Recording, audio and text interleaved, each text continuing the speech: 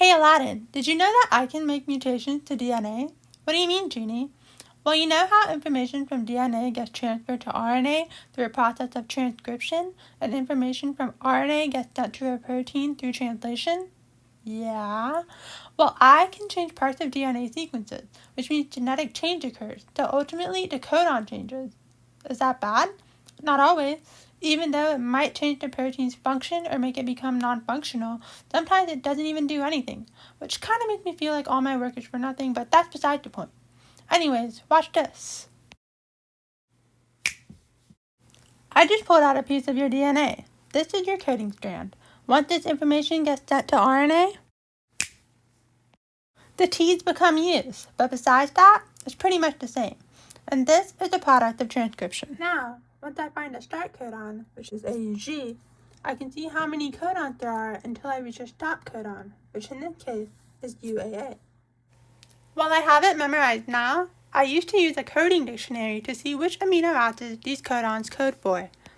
I found that there are 5 amino acids as part of this protein.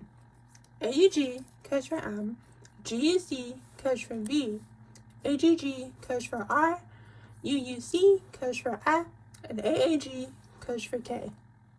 So this is the final protein, which is the product of translation.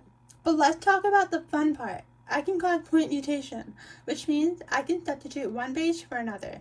Now I can either do this through transition or transversion. Transition is when I change a pyrimidine to a different pyrimidine or a purine to a different purine. Transversion is when I change a purine to a pyrimidine or the other way around. Once I perform transition or transversion, I can ultimately have 4 different results. When looking at DNA, if I change this G into an A, this is transition. Also, the RNA sequence would have AUC instead of GUC, which means that the codon would code for I instead of V. So basically, I can make a protein with the wrong amino acid, which means that the protein's function changes. This type of point mutation effect is called missense. I can also change the A here to a T. The result of this point mutation is that the codon that was once AAG is now UAG, which means that what was once a codon that coded for an amino acid K is now a stop codon, which no longer codes for an amino acid. This is called nonsense. The effect of this is that the gene stops being translated too early and the protein becomes non-functional. I could also change this T into a C. Now, what was once a stop codon becomes a codon that codes for the amino acid Q. This addition of amino acids to the end of the protein also usually causes the protein to become non-functional. This is called read-through.